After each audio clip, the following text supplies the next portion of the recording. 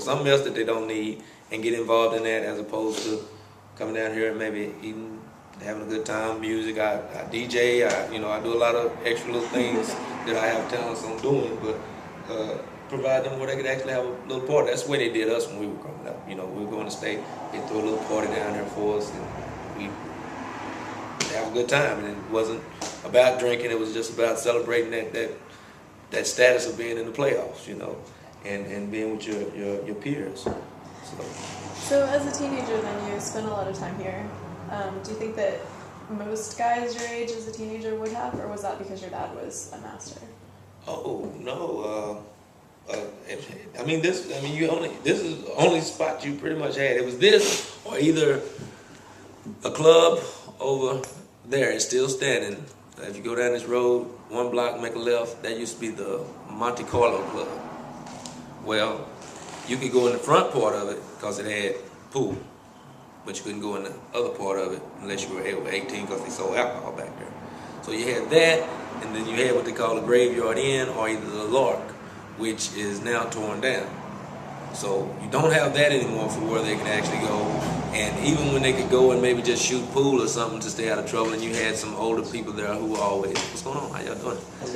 You had some older people there who would kind of guide you and always keep you out of trouble. You could get a soda water or a hamburger through the window. You could order your food through the window, but you couldn't actually go to the back. So you still had that supervision of them being in a spot that was out of the weather and safe, so to speak. But now you don't have that. So, you see a lot of them either sitting up under a tree on a block or, and you know what that leads to pretty much. They're doing something they probably don't have no business if they're just sitting up on a tree all bunched up together. And, used to have a game room across the street over there. Well, that didn't last long. So, they were supposed to be building a park, which you never seen the park. There's the roundhouse where your train used to come through. That was supposed to be a park at once upon a time, but that hadn't ever materialized. So they have virtually nothing to do outside of going to Waco and finding something that direction, or either being here and doing something that's probably not in their best interest. So everything that you said, there's been a lot of ideas and a lot of attempts to bring stuff for the youth to participate in. Why doesn't it work? That's $1 million question.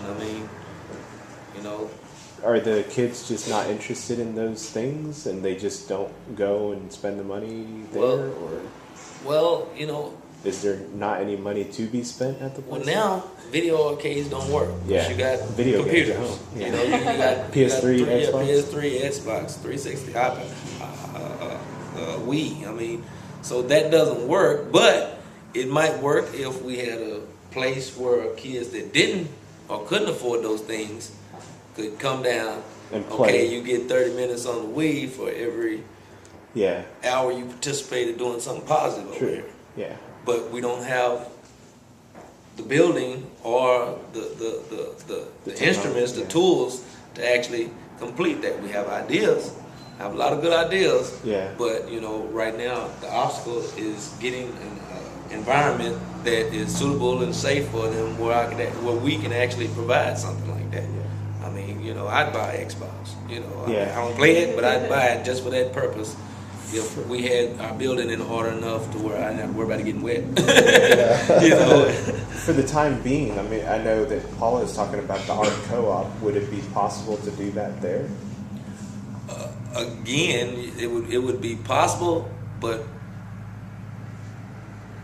then now we're not necessarily. That's me volunteering or some other people volunteering for that, which is still a good cause. But right now, as you can see, the main focus is the lodge, and we're trying to represent what the lodge. This is the lodge, what it used to do for the community. Yeah.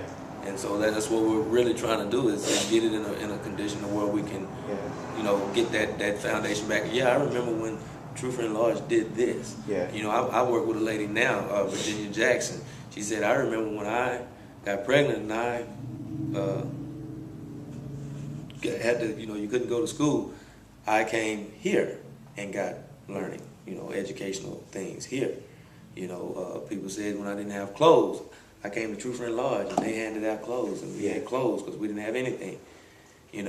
And at once upon a time we have had clothes. We've handed out clothes. We've little or nothing or free or just whatever. We've done that.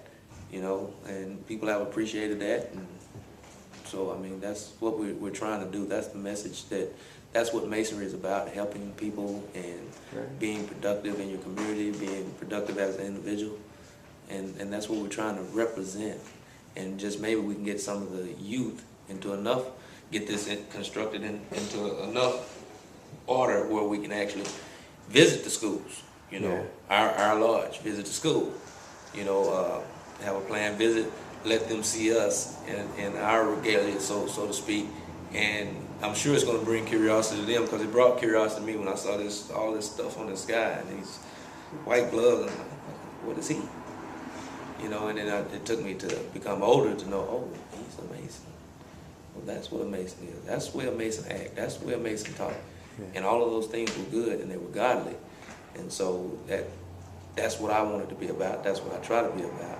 And I've enjoyed it ever since, and I try to pass that on to other people. I don't know if y'all are members or have any knowledge of Masonry, but, there's organizations out there. And it's just like anything else. If, I won't say that every organization is a good organization.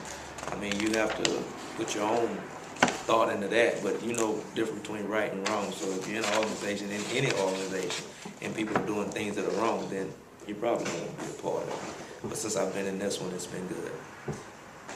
Well, I'm sorry. Is that what you guys are lacking from, like you said when you were a kid, you could come here and this was educational resources, clothing resources, the infrastructure, kind of what's holding you guys back from being able to do that again right now? Most definitely. Yeah. Most definitely. And see, and when I was a kid, it was when I grew up. I didn't. It was more of they did the party thing.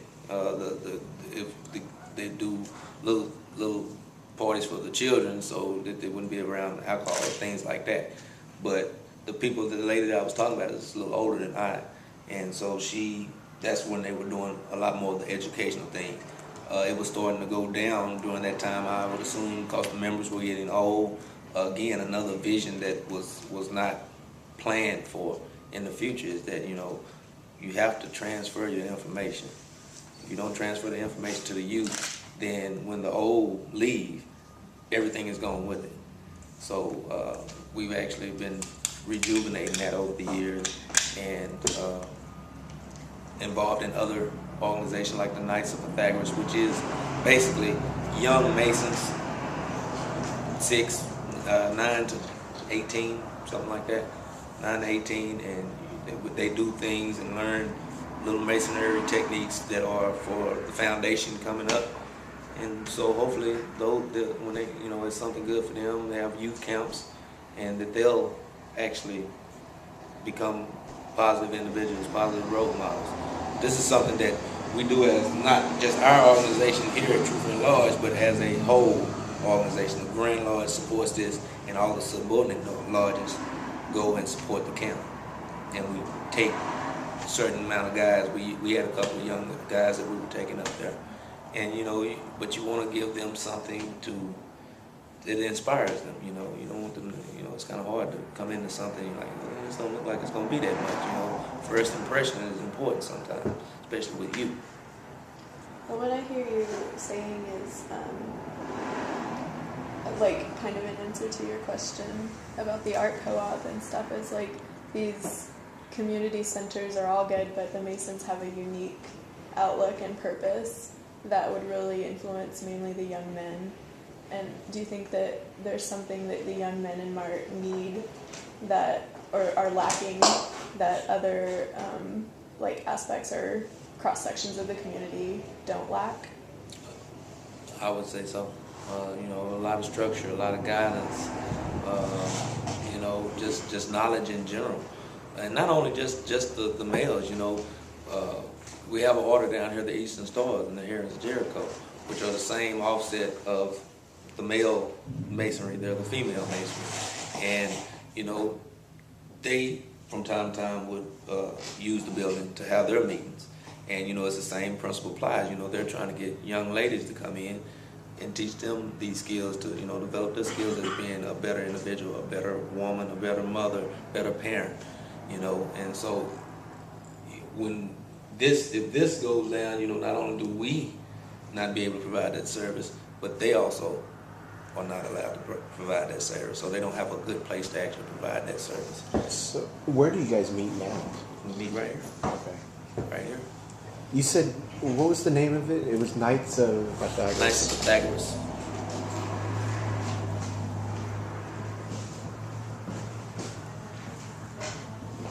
Do you guys have any questions?